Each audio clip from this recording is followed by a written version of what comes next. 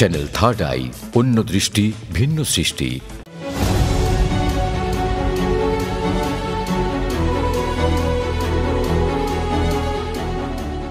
এই যুবক, দাঁড়াও, আর এক পাও এগোবে না। কোথা থেকে এসেছো? এই পরিরাজ্যে যুব মানবের প্রবেশ নিষেধ, তুমি জানো না? যাও, যেখান থেকে এসেছো সেখানে ফিরে যাও। তোমার কত বড় সাহস এই পরিরাজ্যে প্রবেশের চেষ্টা করছো? তোমরা আমাকে ভুল বুঝো না। আমি তোমাদের কোনো ক্ষতি করার জন্য আসিনি। আমি শ্যাম দেশের রাজপুত্র। আমি ফুলমতি পরীর সাথে দেখা করতে চাই। তোমরা কি আমাকে তার কাছে নিয়ে যাবে? সে তো আমাদের রানী, তুমি তার নাম নিচ্ছ? জানো এর জন্য তোমার প্রাণ যেতে পারে। তুমি রাজপুত্র বলে কি আমাদের রানীর নামটা এভাবে অসম্মানের সাথে নেবে? ঠিক আছে, তুমি সুন্দর করে সম্মানের সাথে বলো, মহামান্য রানী ফুলমতি পরী। বলো বলো। ঠিক আছে, মহামান্য রানী ফুলমতি পরী।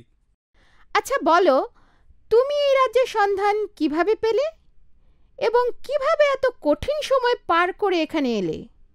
কি প্রয়োজন তোমার আমাদের মহামান্য রানী ফুলমতি পরীর সাথে? সেটা তোমাদেরকে বলতে পারবো না। আমি শুধু মহামান্য রানী ফুলমতি পরীর কাছেই বলবো। তোমরা আমাকে তার কাছে নিয়ে চলো। না না, আমাদেরকেই আগে বলতে হবে, তারপর বিবেচনা করে দেখব তোমাকে মহামান্য রানী ফুলমতির কাছে নিয়ে যাওয়া যাবে কিনা। যদি সঠিক কোনো কারণ ছাড়া আমরা তোমাকে নিয়ে যাই, তাহলে তোমার প্রাণ তো যাবেই, সাথে আমাদেরও শাস্তি ভোগ করতে হবে।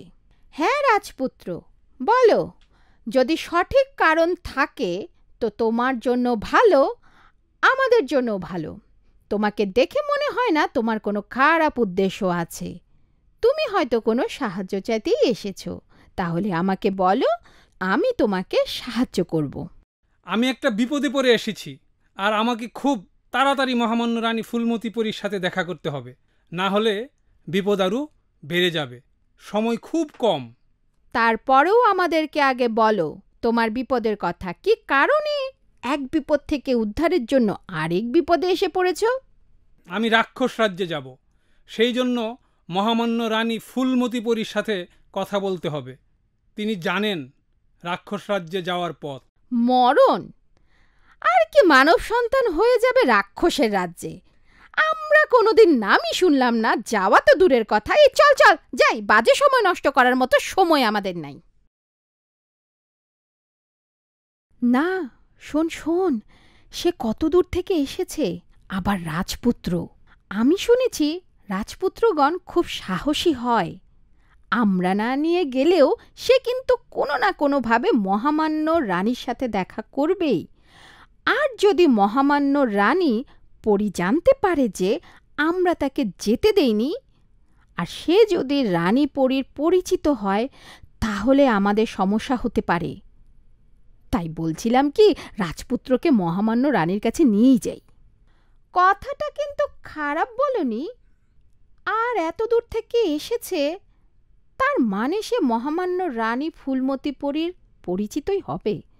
চল তাহলে তাকে নিয়েই যাই। হ্যাঁ, নিয়েই যাই। এই যুব মানব রাজপুত্র। ডালিম কুমার। আমার নাম রাজপুত্র ডালিম কুমার। হ্যাঁ, রাজপুত্র ডালিম কুমার, চলো আমাদের সাথে। তারপর পরীরা ডালিম কুমারকে পরীরানীর কাছে নিয়ে যায়। পরীরানী তো রাজপুত্র ডালিম কুমারকে দেখে অবাক। কিভাবে সম্ভব? মানুষের রাজ্যে এত সুন্দর রাজপুত্র? তারপর ডালিম কুমারের কাছে সে সব শুনে। এই কথা তোমাকে ফুলজান বুড়ি পাঠিয়েছে? তুমি কেন এই বিপদের দেশে যেতে চাও? সেখানে যাওয়া তো সহজ নয়। 7 সমুদ্র 13 নদীর মোহনা এসে সংযুক্ত হয়েছে। ওই মোহনা পার হওয়া সম্ভব নয়। আমরা কোনোদিনও সাহস করিনি। সেখানে গেলে আমরাই দিক ভুলে যাই। আর তুমি তো মানুষ। তুমি এই বিপদে কেন নিজেকে জড়িয়েছ? আমি তোমাকে পরামর্শ দিই, তোমার সেখানে যাওয়ার কোনো দরকার নাই। তুমি আমার রাজ্যে থেকে যাও। তোমাকে আমার পছন্দ হয়েছে।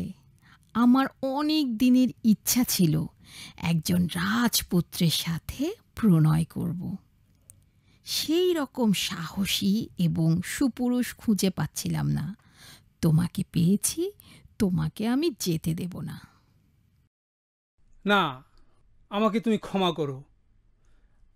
আমি রাজার কাছে প্রতিজ্ঞা করেছি, আমি রাজাকে কথা দিয়েছি রাজকন্যাকে রাক্ষসদের কাছ থেকে উদ্ধার করে আনব। তুমি আমাকে প্রতিজ্ঞা রক্ষা করতে দাও। তোমাকে যদি এই প্রতিজ্ঞা রক্ষা করতে দেই তাহলে আমার কি হবে? আমি তো তোমাকে পছন্দ করে ফেলেছি। আমার কি হবে? বরং তুমি এই প্রস্তাব মেনে নাও। তুমি আমার রাজ্যে থেকে যাও। তোমাকে আমি রাজার মর্যাদা দেব। তুমি এত আরাম আয়েশ পাবে যা তুমি কল্পনাও করতে পারবে না। না, তা হয় না। তুমি আমার কথাটা একবার বুঝতে চেষ্টা করো।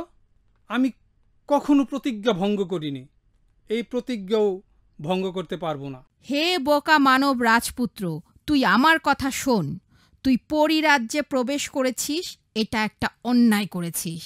তারপর আমার কথা তুই অমান্য করছিস। তোকে মহা শাস্তি পেতে হবে। তুই এখানে বন্দী হয়ে থাকবি। না, আমাকে যে করেই হোক রাজকন্যাকে উদ্ধার করতেই হবে। আমাকে ছেড়ে দাও। তোমার সাহায্যের আমার প্রয়োজন নাই। আমাকে ছেড়ে দাও। এই মানব, তুই কি তোর রাজকন্যা কঙ্কাবতীকে দেখেছিস? না, আমি কোনোদিন তাকে দেখিনি, শুধু নাম শুনেছি। যাকে কোনোদিন দেখিসনি তার জন্য এত দেওয়ানা হয়েছিস? আর যাকে কাছে থেকে দেখছিস তাকে একটুকু ভালো লাগছে না? আরে আমার জন্য সবাই পাগল দেওয়ানা। আর তুই? আমি যা বলছি মন দিয়ে শোন। তোর কঙ্কাবতীকে রাক্ষসরা মেরে ফেলেছে, সে আর জীবিত নাই। তুই কি মনে করেছিস এতদিন তাকে জীবিত রেখেছে? না, আমি বিশ্বাস করি না। বুড়িমা আমাকে বলেছে কঙ্কাবতী বেঁচে আছে, তবে দ্রুত উদ্ধার করতে হবে। না না, কঙ্কাবতীকে রাক্ষসরা মেরে ফেলেছে। আর তোর ওই বুড়িমা? হা হা হা হা হা। তুমি এরকম হাসছো কেন? ফুলচান বুড়ি তো আমার বন্ধু। তাকে আমি অনেক দিন থেকে বলে রেখেছিলাম যেন একজন রাজপুত্রকে আমার কাছে পাঠায়। সেই জন্য সে তোকে ফাঁকি দিয়ে আমার কাছে পাঠিয়েছে। তুই তো বোকা, আমার সেই ফাঁদে পা দিয়েছিস। না না না, হতে পারে না। আমি বিশ্বাস করি না। বুড়িমা আমাকে বলল সেই রকম করতে পারে না। তুমি মিথ্যা বলছো। আমাকে মাফ করো, আমাকে যেতে দাও। তোমার কাছে আমি হাত জোর করছি, আমাকে যেতে দাও। না না, আমি এক কথা বলি, আমি যা বলি তার নড়চড় হয় না। তোকে আমি ছাড়ব না, তুই আমার বন্দী। না, তা হয় না। তুমি আমার কথাটা একবার বুঝতে চেষ্টা করো।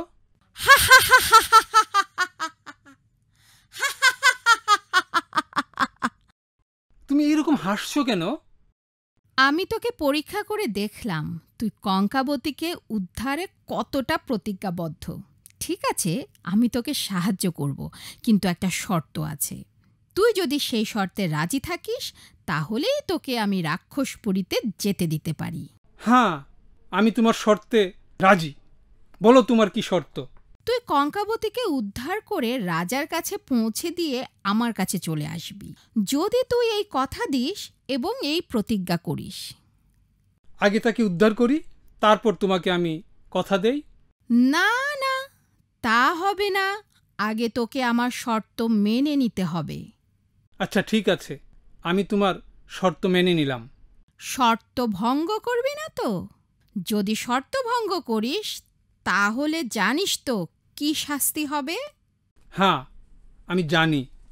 তারপর পরিরানী ডালিম কুমারকে তার খাস কামরায় নিয়ে গেল। সেখানে ডালিম কুমারকে সব কিছু বলে দেয়, কিভাবে যেতে হবে সেখানে, কি কি করতে হবে? আমার পরিপাহারাদারগণ একটা রথে করে তোকে একটা পাথুরে ভূমিতে রেখে আসবে। সেখান থেকে তুই পায়ে হেঁটে কিছু দূর যাবি, দেখতে পাবি উঁচু উঁচু পাহাড়। সেখানে আমার পরীরা যাবে না, কারণ সমুদ্র পাড়ের যে আছে সে তাদের দেখে ফেললে তোর সমুদ্র পার হওয়া হবে না। ওখানে তোকে অনেক চালাকি করতে হবে। সেই সমুদ্র পাড়ে যে থাকে সে হলো হুম্মাদেও। এই হুম্মাদেওকে তুই যদি বোঝাতে পারিস তাহলে তোকে সে সমুদ্র পার করে দেবে।